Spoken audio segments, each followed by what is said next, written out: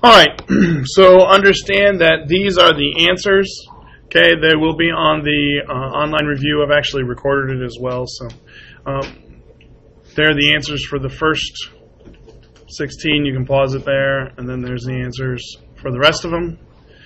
Remember, those answers are to be used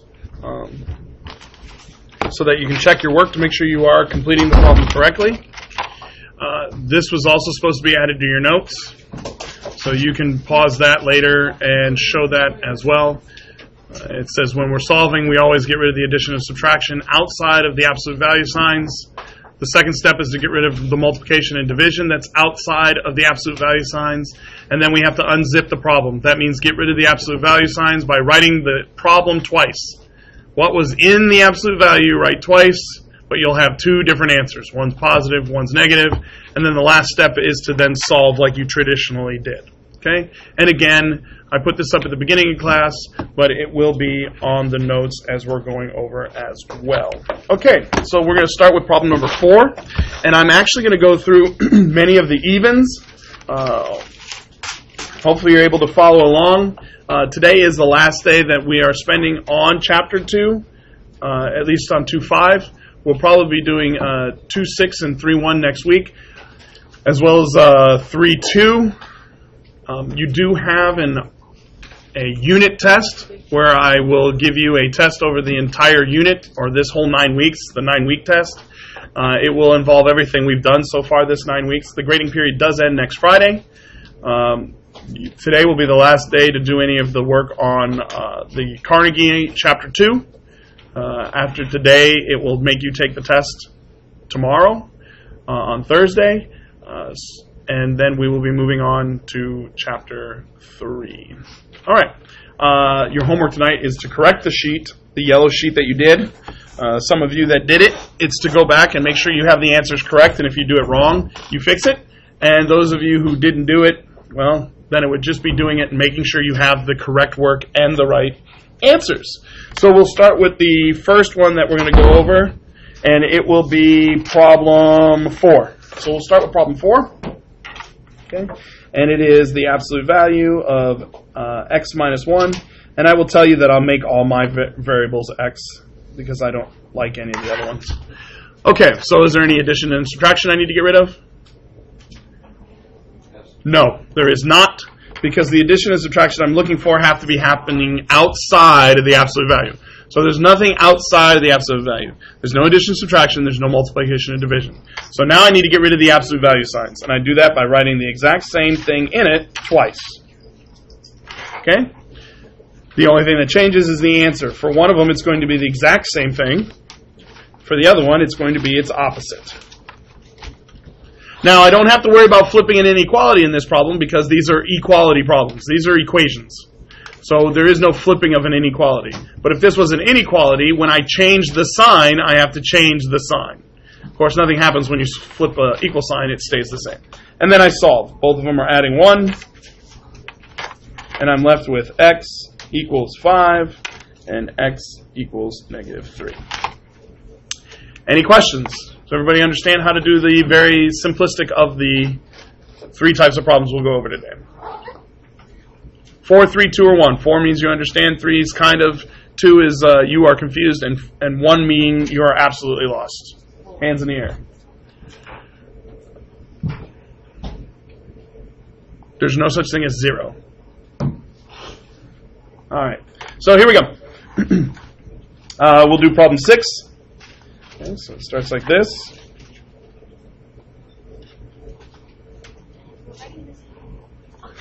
All right. So we look at this problem, and I ask myself, is there any addition or subtraction I need to get rid of outside of the absolute value? No. Is there multiplication or division I need to get rid of? Yes. What do I need to get rid of? The 9. The 9. And that's because it's multiplied. Okay.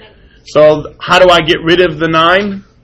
You divide by 9. Right. So that means we divide by 9, and you're going to be left with the absolute value of negative 6x equals, and what is 54 divided by 9? Okay. Okay, now the next step would be to get rid of the absolute value. That's the last thing that we do before we solve. So when I get rid of the absolute value, that means I have to write the problem twice. It would be negative 6x and negative 6x. You write the problem twice. Whatever's in here, you write twice. It's the answer that changes. One of them is going to be positive. One of them is going to be negative. Okay, then I need to get rid of the negative 6. Hopefully you know that this is separating from the x, which means you are dividing. Right. The only time you do the opposite number is when you see an addition or subtraction sign. There is no addition or subtraction sign. Anytime it's a number, right next to the letter, it means to multiply. So the reverse of that would be dividing by negative 6. Okay, and you're left with x equals negative 1 and x equals positive 1. And that's when you can use the calculator. Negative 6 divided by negative 6 is positive 1. It'll give you the right answer. 6 divided by negative 6 is negative 1. It will give you the right answer. Remember, you want to have your own 4-function calculator because not all of them work the same. Some of them have a positive negative key. Some of them, the ones you have on the EOC will have a positive negative key.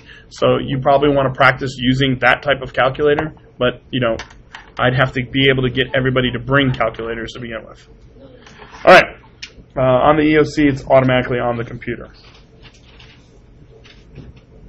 All right, so now we're going to move to problem number 8. Okay, negative 9 plus 10, absolute value of n divided by 5 equals 5. All right, so problem number 8. Is there addition or subtraction I need to get rid of first? Yes. Remember, when I'm asking these questions, I'm asking is there addition and subtraction outside of the absolute value? So yes, what number do I need to move first? Negative 9. How do I move negative 9? What does it become? Positive 9. Okay, so 5 plus 9 is what? Correct, it's 14. Okay, and then you have 10, absolute value of n divided by 5. So what would be the next step I have to do? I'm supposed to get rid of my multiplication or division, and in this case it's 10. How do I get rid of the 10? I'm dividing by 10. Okay, so now I'm left with the absolute value. And you can do that on a calculator. It's going to give you 1.4. Now you can change that to a decimal only because it terminates, meaning it stops. If it was repeating, you have to leave it as a fraction, right? You would leave it as a fraction. If it terminates, you can go ahead and write it down. If it continues on and it doesn't terminate, you're going to keep it as a fraction. So now I need to get rid of the absolute value bars, which means I'm going to write what twice? What twice? N over 5 twice. I'm going to write n over 5. Except in the first problem, it's going to be equal to 1.4, and in the second problem, it's going to be equal to negative 1.4. Oops, sorry. 1.4. How do I solve this part now? What kind of problem is this? What kind of problem is this? It's a division problem. So how do I reverse division? I multiply. So I'm going to multiply by 5, and you should get n equals 7, and n equals negative 7. Now, this just happens because the problem inside the absolute value was multiplication or division. That does not always happen. Your answers will not always be the opposite of each other. It just happens that because you're multiplying or dividing, that's what's going to happen. But when we added and subtracted, notice they were two completely different numbers. So please don't think that there's a shortcut. There is not. All right? Okay, so now we're going to move on to the ones that are inequalities. I'm not going to do problem 10 because it's the real simplistic one. I'm actually going to do problem 12. Okay? So we have the absolute value of x plus 3 minus 10 is less than or equal to negative 3. Okay? So what do I need to get rid of first? The negative 10, right? I got to get rid of the addition or subtraction first. I can see that there's a subtraction problem here. And this sign always goes with this number. So this is minus 10 or negative 10. How do I get rid of negative 10? I add 10. Okay? So now I have the absolute value of x plus 3 is less than or equal to 7. Now I have to get rid of the absolute value signs. I do that by writing what twice? X plus 3. It's called the expression. You got to be careful. I'm writing the expression twice, x plus 3. In the first one, I write exactly what I have.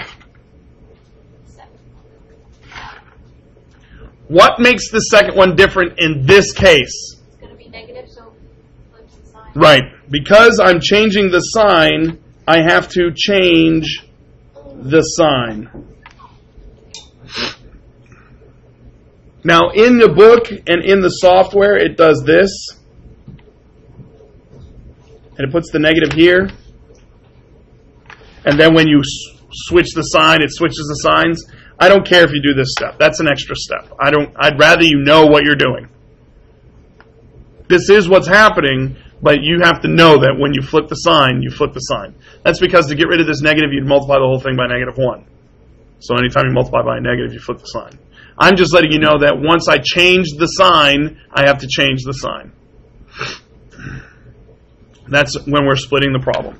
Now I solve each one. So how do I get rid of +3? -3, -3. And I'm left with, and this is the part that many of you have a hard time with, is reading the problem correctly. So I'm going to teach you how to read the problem again. And you're going to underestimate it, but it's really important. How do I read this? All numbers less than or equal to 4. So all numbers less than or equal to 4. That's a solid dot going this way.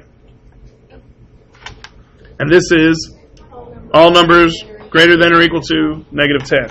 So that means I'd have a solid dot down here and go this way. What kind of problem is this? Is it an AND problem or an OR problem?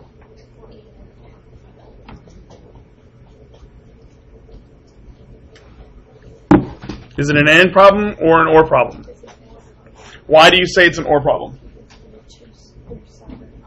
You sure? You sure? I want you to look at the answer that I've shown the word for right there. Is it an AND problem or is it an OR problem?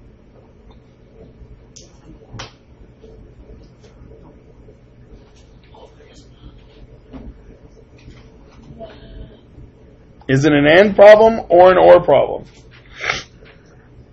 It's an OR. Why? Because it can go both ways and it's real. You can solve it. No. No? It's not an OR problem. I thought it was. It's okay. It is an AND problem. There is a conjunction. They overlap each other. The answer is here. It has to be this and this. That is the answer. They overlap. I get it. An OR problem, you would have a choice.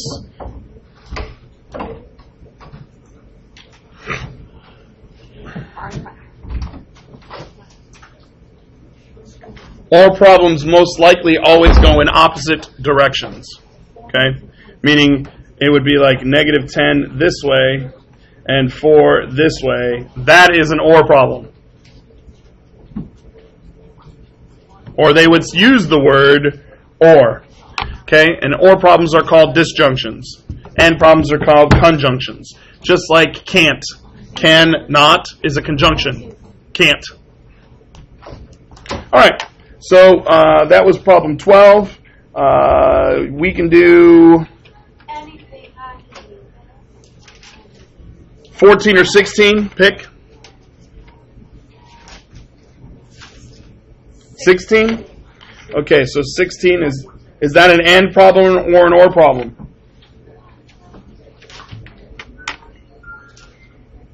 Is that an AND problem or an OR problem? It's an AND problem. How do you know?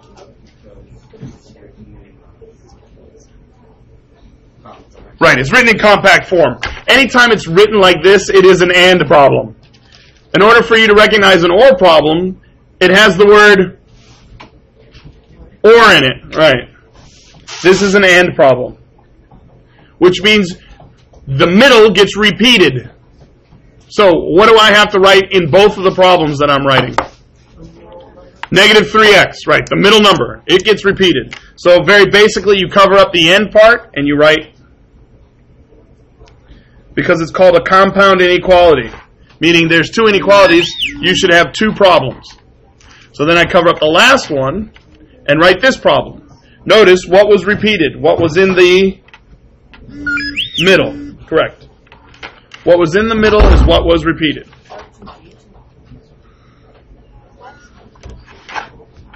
All right. What can you tell me about this inequality problem before I continue? Who can tell me what's going to happen in this problem? Why is the sign going to change? Why do you know the signs are going to change? Because the negative is with the x. Right, there's a negative number in front of x. Bam! So these are the things that we're looking for. When the negative number is in front of x, I already know I got to flip my inequality. So I'm dividing by negative 3, which means this is going to be 2, and my inequality is going to flip.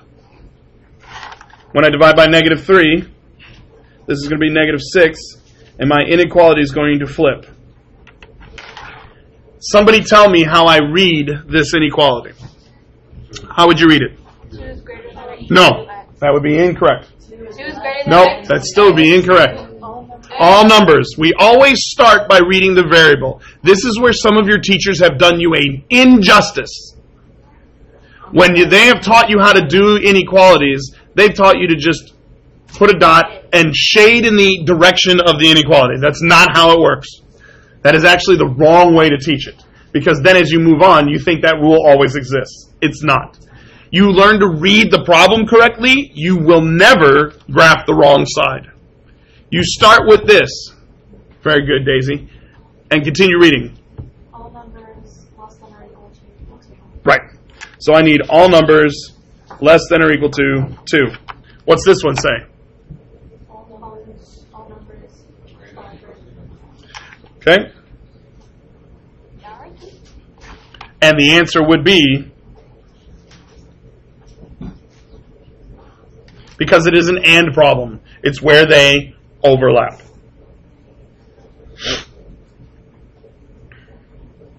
Okay. The last one I'm going to do is problem 20, because problem 20 is a little complex. Okay. Problem 20 is 5 minus 3x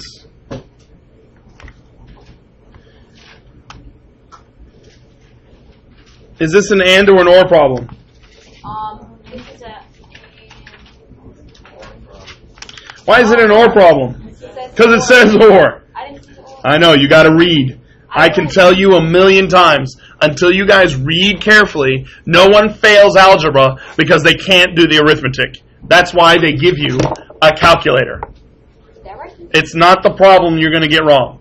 Typing it in on the calculator, that's a whole different issue if you can't use your calculator correctly. Okay? You have to understand what you're doing, not how to do it. So here we have a compound inequality. You know you're going to have an or problem, which means all the answers. Or means it could be one answer or the other. So all of your answers are whatever's under or. Be either or. How do you know it's an or problem? They told you it was an or problem. So now I have to solve this. Hopefully you get that you have to put all your x's to one side. Remember, the inequality splits the problem in left and right, just like an equal sign. So I need to get all my x's to one side and all my numbers to the other before I can go ahead and divide anything. So what do you want to move? This is something that you have to do in a set pattern. Some of you just willy-nilly move stuff. I mean, you can do that, but you should do the same pattern every time. If you want all your x's on the left, then put all your x's on the left. If you want all your numbers always on the right, put all your numbers always on the right. It's up to you. But this is something that you have to decide. So I'm going to ask, do you want all your x's on the left or on the right? Okay, so if we're going to make all the x's go to the left, what do I have to move? No, it's not 5x, and that's the problem. It's not 5x. Is it multiple? It's not 5x. It's 3x. It's not 5. I have all the numbers. Okay, unfortunately, this is a negative 5, and that's where many of you have a problem.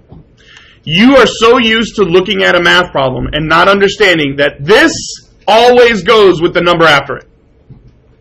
That's why we're always looking at what's in front of the x. Hey, what's in front of that number? This is actually negative 5x. And many of you are sitting there going, well, there's no difference. Well, it depends on if they flip the order of how I write that problem. If I flip that order and how I write that problem, I've seen people do this. And they'll say, well, I'm supposed to add 5x to both sides because that says subtract. That was wrong. I don't know who taught you that. That was wrong. When you move stuff or you have to get things to one side of the equation, you always have to move its opposite. So here's a negative 5x. How do I get rid of negative 5? You have to add 5x. Right. So what would I need to move over on this side? If I'm moving all my x's this way, what has to go that way? The 5. Now notice, that is a positive 5. When I move it, it becomes a negative 5. And that's where some of you have a hard time, because you see 5 minus and you think you have to reverse that by adding 5. That's not the opposite of 5. So you have to know what you're moving and move its opposite. Okay, so now I add down what is negative 3x and 5x. Correct, it is 2x's. And then what is 1 and negative 5?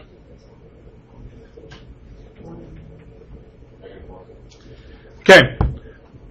Then what is the last thing I do? I have to split the 2 from the x. That means I'm doing what operation? I'm dividing it, right? So when I divide by 2, I get x. Excuse me.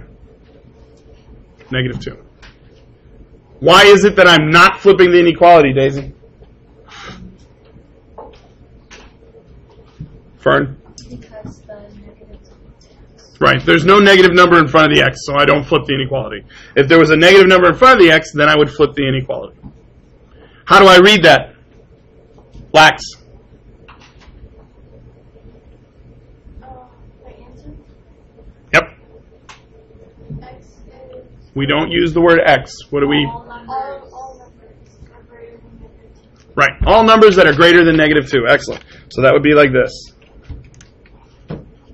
Okay. Next one. What am I going to move? We already said we're going to put all the x's to the left, so what do I going to move? 6x. How do I move 6x? Okay, so it would be minus 6x, or negative 6x. If I'm moving all the x's to this side, what do I have to move to the other side? The 11. How do I move the 11? No. No, I do not get rid of 11 by adding another 11. If you have $11 and I say you got to get rid of it, you can't just have another $11. That would be 22.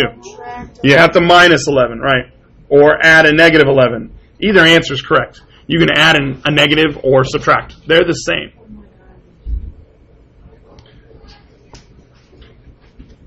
So now I'm left with what is 7x plus a negative 6 or minus 6x? It's x. And what is negative 13 plus a negative 11 or negative 13 minus 11? They're going to be the same. Negative 24. So now I need, read this one for me. No. All numbers are less than or equal to negative 4. Right, so here we have negative 24, which you should know is on the other side of, and this one's going to be closed dot. Why?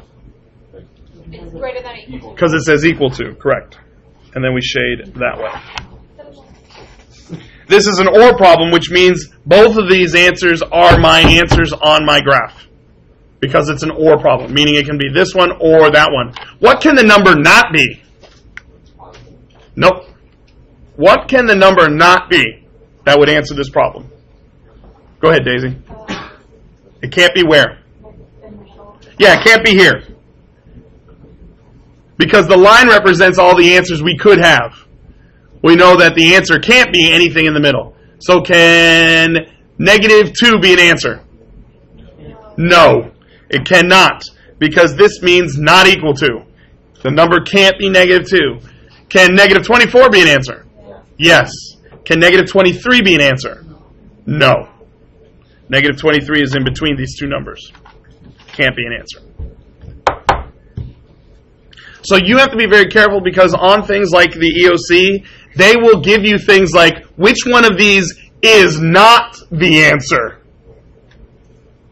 And they'll give you 4 numbers, and 3 of them are the answer, and 1 of them is not. And many people misread it and give me something that is the answer. So you have to be really careful.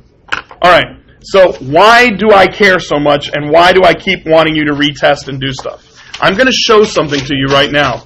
And this is how the test is going to look like. Like when you do the EOC, this is what they've sent us as sample type problems. things that you're going to have to be able to do. Last year's test was last year's test. That means if you were able to pass last year's class and couldn't pass the test, then you would be still taking last year's test. If you didn't pass the class, meaning you're in an Algebra 1 class again, and you didn't pass the EOC, that means you're getting this year's test. You're not getting last year's test. Your test will look different. Understand, this year's test is much more comprehensive. So this is a sample problem. I've got 4 of them, and I'm going to show you really quick. This is called a piecewise function. Why? Because it's different pieces. Obviously, you know these are all different functions. It's not linear piecewise, because linear piecewise would just be lines. And you have to have the ability to look at that graph and be able to read it. What is that graph doing? What's it doing? It's decreasing, then constant. It's constant. Remember, it's not stay the same. We have to use the vocab correctly, because they're going to use the vocab against you. If you don't know what the vocab means, they're not going to say stay the same. They're going to say constant. And then it's going to, and then increase. Yes. There you go. You got to know what it's doing. That's really important. That's critical. So when I'm looking at this, you can tell me what part of the graph is this one. What is this one? Yes. Now do you see why I said chapter 1 is so important? Because you should tell me this is quadratic. This is linear. What's this? That's absolute value. Exactly. So this is the things that you have to know. By vision. This is not me. Like, I can't make you learn this. This is something you have to study on your own. You have to know it. It's not going away. What makes this question hard? You see these answers? You see these answers? Not all of these are correct. You have to pick the ones that are right.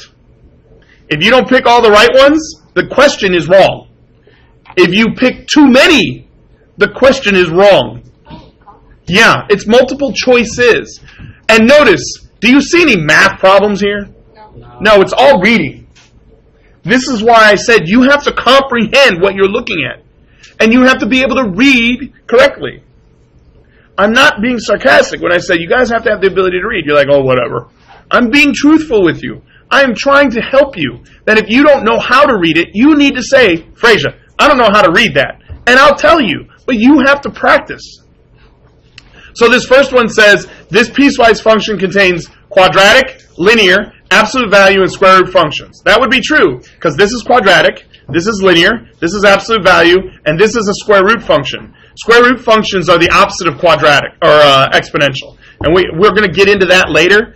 That's later in chapter 3, or actually it's the last part of chapter 2. Okay? Then here, the graph is increasing when x is less than 6. So now I got to go to 6. Is this graph increasing? Only increasing? No. That would mean if it was only increasing, it would be going like this. And the graph doesn't only increase when all the numbers are less than 6. It's increasing, decreasing, staying constant. So that one I wouldn't check off. There's an absolute minimum. Is there an absolute minimum? Where is it? It's right here. Correct. Is there a relative minimum? Yes, it's right here. Relative means it's not the absolute. It's not the smallest, but it is a minimum. So you have to understand what a relative minimum is, what an absolute minimum is. Okay? And then it says the graph is increasing between -4 and 0. Does this look like a compound inequality we've just been doing? So now I look up here, between -4 and 0, is the graph increasing? No, what's it doing? It's constant. There you go. So you wouldn't check that one off. This one says the graph is increasing when x is greater than 4. So I go to 4. Is it increasing for everything higher than 4? Yeah, it is. So I check that one off. There's an absolute minimum at 7, -6.5, or 7, 6.5. Well, 7's over here, and 6.5 is here. Is that a minimum? Is that even a maximum? No. It has to change directions in order to have minimum and maximum. There's only two, absolute values and quadratics. That's neither one of them, so it doesn't have an absolute maximum. The graph is decreasing when the domain is between, see, you have to know what that is, that's a union, between 0 and -infinity. So between here and here the graph is decreasing? No, because here it's decreasing, but here it's increasing. See, the problem is you have to know the domain. They give you points. You're not supposed to use the y points. You're only supposed to use the x. But they gave you an ordered pair to try to throw you off, because you have to know the difference between the word domain and the word range. Domain and range are opposites. Just like this. The range of this piecewise is all the y's, all the numbers, are greater than or equal to 0. Okay? Greater than or equal to 0. So that means all these y values are greater than or equal to 0. Well, of course, you don't see the line going below 0. And all the values less than 4. So that means 4 is the highest y value. Is that true? No, because all these here have higher y values. They're going above 4. So this one would not be true. You wouldn't even need to read the rest of it. Okay? And this one says there's an absolute minimum. No, there's not an absolute minimum. We only have one absolute minimum. This would be called a relative minimum. So you have to know your vocab. That's how they test you on vocab. What's another type of question? Well, they got rid of multiple choice. Well, they didn't get rid of multiple choice. They still have multiple choice. You have multiple choices, multiple answers. You're going to have fill in the blanks where they ask you to write the actual answer. So here's a problem, and they give you temperature and times of the heating water. Like they say, what does the chart title and the x and y axis tell you about this situation? Can anybody tell me what they're saying, what we're testing or what we're doing? Right. The time it takes for water to get hotter. Or something in that form. You can't say the heating of water. That's not what it is. They want you to use the x-axis, the y-axis, and the title. The time in which it takes water to heat. Okay? Then they ask, what is the independent and dependent variable? No. And that's a problem. Notice, I tell you, you have to read carefully. It asked for the variable. You were giving me the right answer to the wrong question. It didn't ask for the quantity and units. It asked for the variable. What's the independent variable? It's always what? No, it's always x. What is the dependent variable? It's y. So you have to read carefully. You have to know that just because it starts with the word independent, it doesn't always mean it's time in minutes. Independent quantity would be time. Independent unit is in minutes. Independent variable is x. These are the things that you have to pay attention to. This is why we're having an issue. Is because I keep telling you, you have to know your vocab. Have you seen any math or arithmetic so far on this test? No. It's all words. Do you understand what's happening? Is this slope or rate of change positive or negative? It's positive. Because it's doing what? Increasing, right. What does the rate of change tell us about this situation? It tells us the temperature per minute. That's how you write it. It's the rate of change. It's the y over the x. That's what a rate of change is. Now notice, we've been talking. What does this tell me? What does the y-intercept tell me? The temperature of when you... No. What does that 10 tell me? When you start? Yeah, when you started, the water was 10 degrees Celsius. See, but this is an issue. When they ask you for this answer in the situation, if you put the number 10, it means nothing. You will get it wrong. You have to tell them the water is 10 degrees Celsius when we start. That's what they're expecting you to understand. Okay? Same thing goes for these following questions. Here's another one.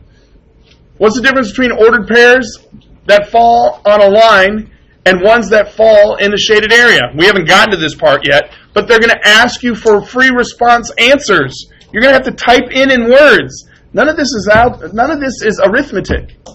That's why we're here. We're not learning arithmetic.